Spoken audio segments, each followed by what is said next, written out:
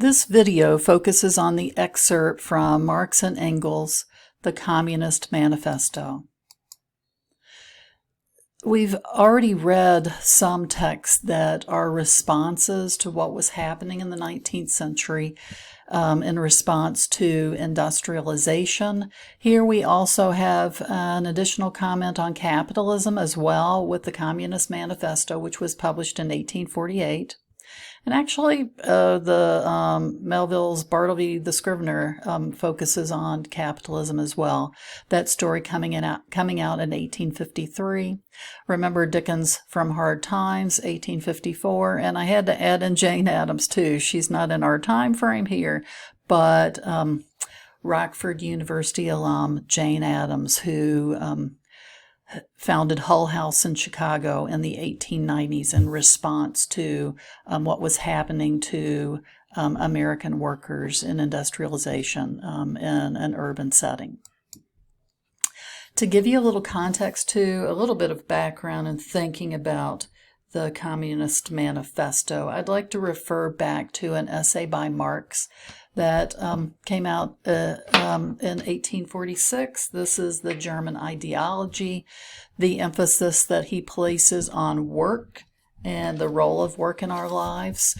Human beings, he said, distinguish themselves from animals because we work, because we produce our means of subsistence. I'm not sure at that time, though, he would have recognized that some of the animals do as well, but he focuses on the role of work and makes the case, too. And I think that probably we can relate to this. One of the first questions that typically people will ask you after you're out of college is, what do you do? What's your job? In our society, frequently, who we are is unfortunately equated with what work we do in society. Our focus here is on the Communist Manifesto, and here this specific excerpt deals with the bourgeois and the proletarians, the bourgeois being those who own and control the means of production, and then the proletarians being the working class. The bourgeoisie, as they point out, as Marx and Engels point out, sprouted, came from the ruins of the feudal system in Europe, but in the rise of the bourgeoisie, though, we still see class antagonisms remaining in society. They point to the fact that the bourgeoisie evolved because of the discovery of America, and then with the discovery of America came the goods shipped back to Europe, the rise of commerce then, of trade, and ultimately the rise of modern industrialization. The bourgeoisie do impact many facets of life. Marx and Engels point out that in the political realm, I guess essentially who holds the purse, who holds the money, the control over production, typically are the ones who have control over politics. And although the American ideal is that the politician is one who comes from a very modest background, they make the case that Marx and Engels make the case that the bourgeoisie, the people with the money, hold political control.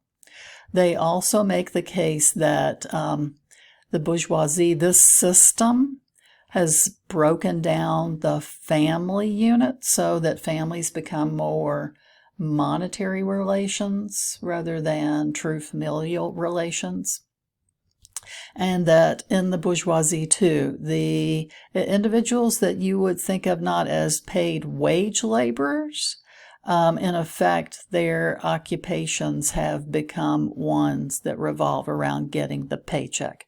The physician, the lawyer, the priest, the poet, the man of science. with this system, property is concentrated in the hands of a few. And they point out, too, that with this system, with a focus on goods and production, that there's an epidemic of overproduction, and if the system doesn't continue, is going to continue, then new markets have to be, as they say, conquered, and old markets need to be exploited. Now, here's the significance, too, and looking in this essay at this conflict between the bourgeois and the proletarians. They point out that the history of all hitherto existing society is the history of class struggles. And then at the end here, they point out that such fights, though, either end in a revolutionary reconstitution of society at large or in the common ruin of the contending classes. So there's a lot at stake here. The bourgeoisie, too, in looking at the historical context, their connections to the feudal state or coming out of the feudal state, notice the language that's used to describe, in some ways it seems like a very, well, idyllic is in there, an idyllic feudal system in which heavenly ecstasies of religious fervor, of chivalric enthusiasm, Philistine sentimentalism were drowned by the bourgeoisie. And thinking about the bourgeoisie too, here are some important passages for you to note too. They point out that the bourgeoisie wants to create a world situation where others must recreate their image. That is either through the purchase of products, the use of products, for example.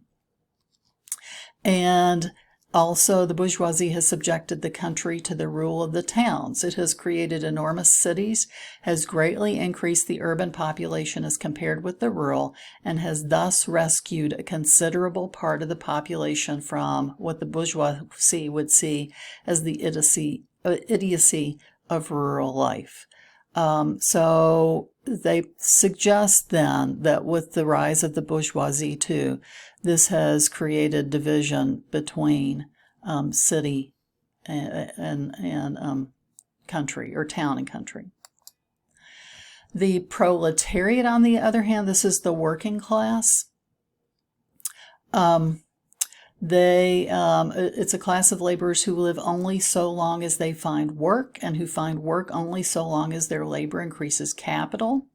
These laborers, who must sell themselves piecemeal, are viewed as a commodity within this structure. Here is a bit more information too about the treatment of the proletariat. What modern industry has done. Modern industry has converted the little workshop of the patriarchal master into the great factory of the industrial capitalist. Not only are the proletariat the slaves of the bourgeois class and of the bourgeois state, they are daily and hourly enslaved by the machine, by the foreman, and above all by the individual bourgeois manufacturer himself. I will point out, I don't have a slide for this, but Marx and Engels do spend a good deal of time writing about the fact that the proletariat organizes through unions, through people coming together to try to gain some sort of control over the situation too. So they place great emphasis on that the proletariat is able to gain some power over the situation. Here at the end of this chapter, they point to the fact of this flawed system focusing specifically on the bourgeoisie as being unfit any longer to be a ruling class in society. It is unfit to rule because it is incompetent to assure an existence to its slave within his slavery, because it cannot help letting him sink into such a state that it has to feed him instead of being fed by him. Society can no longer live under this bourgeoisie. In other words, its existence is no longer compatible with society. So by the end of the essay, they point to the fall of the bourgeoisie. The proletariat is able to gain power, and they claim the victory of the proletariat is equally inevitable. So the rise of the working class, in other words. So what does all this have to do with the study of literature, too? This isn't just a piece that's going to have influence in the 19th century. Obviously, the Communist Manifesto is going to have a great deal of influence in the 20th century. And looking specifically at literary texts, I mentioned the other day in relation to Darwin, the impact of Darwin on the naturalist writers of the 1890s, and I used this same quote from Crane's The Blue Hotel. Here, the quality that I would identify as connected with Marx is human beings in the work situations described here, with the bourgeoisie gaining power over the working class. Human lives are degraded, Marx and Engels would argue, and that human beings lose their humanity. Here, the lice have lost their humanity. Also, there's increasing interest in the 19th century by writers interested in working on or writing on issues related to class and economic status. We've already seen quite a few of them, but we will see more. This is a century where people become more concerned about social justice issues. There's increasing interest, too, by writers and interested in what is the meaning of work in human lives. And finally, too, we do see writers who are experimenting more, moving beyond traditional literary forms that were typically identified as connected with those of ruling classes, those from wealthier classes, and interest by writers in breaking with those traditions. If you have any questions about this selection from the Communist Manifesto, please let me know.